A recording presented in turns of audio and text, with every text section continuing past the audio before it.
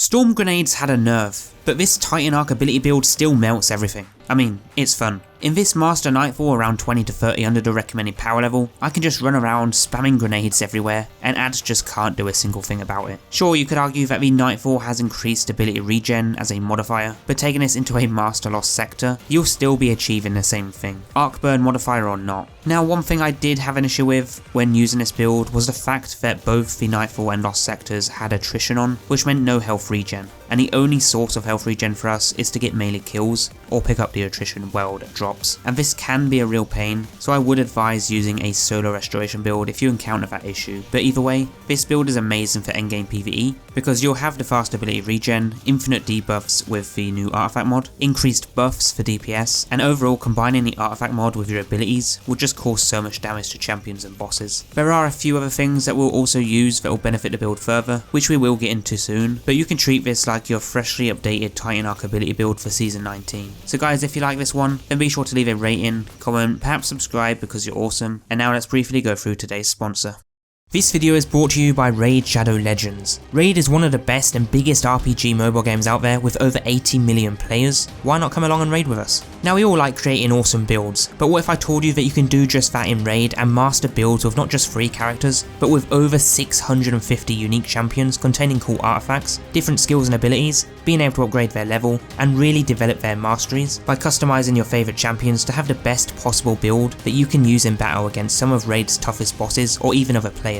And one thing that amazes me the most about Raid is how awesome a lot of these champions look and perform, because the overall graphics and animations are just purely amazing, especially for it being a mobile game. And right now, to make things even better, Raid does something quite special for us. They've just released a new legendary champion based off the MMA and pro wrestling legend, Ronda Rousey, which any player, new or existing, can get for completely free. All you have to do is log in and play Raid for 7 days between now and February 20th, and then Ronda is yours. And to celebrate Ronda's arrival in Raid, you can use my promo code RAIDRONDA to get a bunch of free items and boosts to get your new champion leveled up quickly. If that's not enough and you're an Amazon Prime member, you can also get exclusive rewards in Raid right now so that you can make your champions even stronger. So this is the best time to get started in Raid, and by clicking my link in the description or scanning my QR code here on screen, you'll get incredible bonuses worth $30. This includes a free epic champion, Tayrul, 200,000 silver, 1 energy refill, 1 XP boost, and 1 ancient shard to help you get started in Raid. All these goodies will be waiting for you here. Just click my link down below to get started, and I'll see you in the game.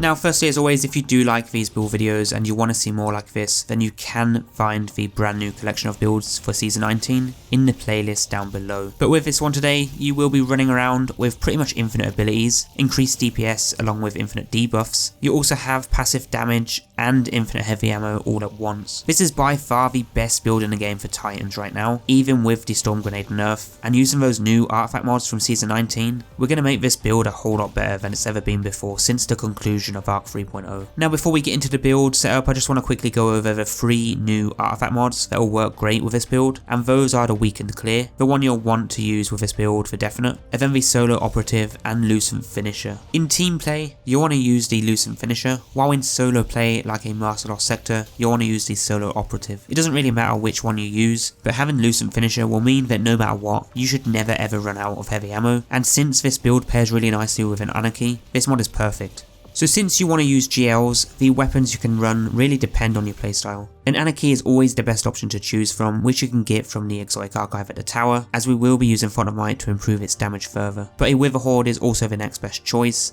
as this also provides us with a passive DPS over time. Otherwise, you can use any grenade launcher of your choice, but my favourites are Forbearance, if you have a good roll on that. You can get yourself one from the Vow of the Disciple raid, or even craft one. But any GL that has blinding nades are also a really good choice, because no matter what you use, you'll be debuffing enemies by 15% using the Weakened Clear mod, which will last a stupidly long time of 20 seconds on that boss or champion. And having one that can blind ads will really help you out in things like a GM, but you are mainly only using these GLs to debuff ads. Unless it's a heavy one like Anarchy, then you'll use it for boss DPS too. Now guys, a quick example of how you'll use this build in endgame PvE is you'll first throw down a grenade at a bunch of ads and then use your thruster right afterwards. This will increase your grenade's damage and recharge rate while spawning an Arc Elemental Well and Ionic Trace. You'll then go around chaining between all 3 abilities. It's basically that simple, but to top it off, when you do eventually start damage on a boss or champion, you'll use your GL to debuff them for increased damage, and then use any arc wells you made for a buff to arc weapons, which is why an Anarchy is kinda ideal here for that 25% damage increase with Font of Might. So I do strongly recommend running arc weapons, especially an arc special or heavy weapon, ideally being a grenade launcher. Forbearance and Anarchy would make a good pair, Anarchy for the boss and then obviously Forbearance for the ads. For the subclass, we're going to be using the Striker Thundercrash Super, always the best choice regardless with or without Cuirass. Then we have a Thruster ability which has the shortest cooldown, which you'll want to use for the Heart of Inmost Light. We're also going to use the Shoulder Charge melee ability so that we can blind enemies. And that blinding effect is actually really stupidly good, especially if you want to blind those annoying ads in things like a Glassway Nightfall. Otherwise, we are going to be using the Storm Grenades, which even with the nerf are still really good inside of PvE. You can use a Pulse Grenade if you want to, but guys, the Storm Grenades are still OP, not gonna lie. For the aspects, you want Touch of Thunder. This is so that our Storm Grenades after detonating creates a roaming thundercloud that tracks nearby enemies and fires bolts of lightning at foes beneath it. You will get 2 fragment slots with this, but the second aspect is Knockout, so that defeating enemies with our melee will start health regen. This can save you quite a lot, and you will have that ability up quite often too. As for the fragments though, you want Spark of Ions. Defeating a jolted target creates an Ionic Trace, and those Ionic Traces are going to give us ability energy. Then you'll want Spark of Magnitude. Storm Grenades will have an increased duration. Spark of Resistance. While surrounded, we are more resistant to incoming damage. And then the last fragment is Spark of Shock. Your arc grenades jolt targets, and you want that to happen so that we get those Ionic Traces. A really good subclass setup to use regardless, even for other builds and not just for the ability spam. Now moving on to the exotic, we are going to use of course the Heart of Inmost Light, the best Titan exotic in the game. You can use Cuirass for the extra super damage if you want to, always fun to use, but for the sake of our abilities, we're going to use the Heart of Inmost Light. What this does is buff each ability when using an ability, which means more damage and faster recharge rate. Maybe one day this will get nerfed, but I really hope it doesn't, because I use this exotic on all my builds, not just for the Arc subclass. Now the main mods, you want our first Elemental Ordnance so that we can spawn arc wells on grenade kills. This is a must have, but if you don't have it, your alternative is going to be Elemental Armaments. But you're really missing out if you're not going to use the Elemental Ordnance mod. The next mod you want is actually an Elemental Armaments anyway, for the extra wells. But if you have Ordnance, then you don't really need to use this, so you will have an open slot to use whatever you want. Otherwise the third mod is going to be Font of Might, for the increase to weapon damage for arc weapons. And then I am using a Radiant Light for the plus 20 to strength for my triple 100 build, although something went horribly wrong, and for some reason I'm now a few stats short. I guess that's a problem for another day. But anyway, the 5th slot is open for whatever you want to use, but as we are going to be filling up the class armor, I recommend that you don't have any mods in there for the combat style section.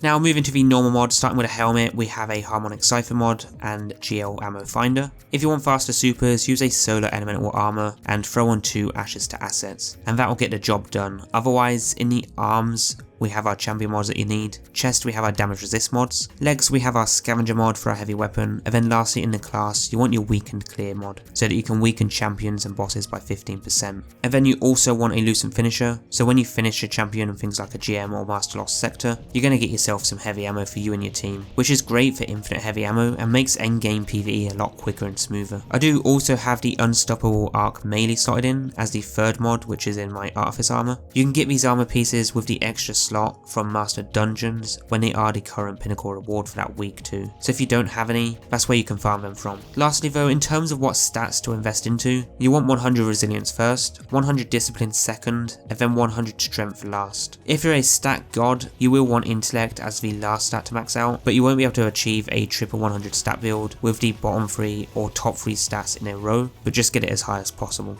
Now overall I do like this build a lot, and it's definitely one of the best and most fun builds to use in PvE as an Arc Titan this season. But taking this into activities where you're massively under leveled with the attrition modifier, you might have a rough time due to no health regen other than the melee ability triggering it. But overall, one of the best builds in the game right now and definitely worth using this season. So guys, that there is your new Titan Arc ability build with infinite abilities and increased DPS in Destiny 2 Witch Queen Season of the Seraph. Next, as always, remember to check out the playlist down below for more new, fun and updated builds like this for this season, for Season 19, as I do cover them every week here on the channel. But guys, for now as always, have a good one, go spam those abilities, and I'll see you all very soon for the next build video. Peace out guys.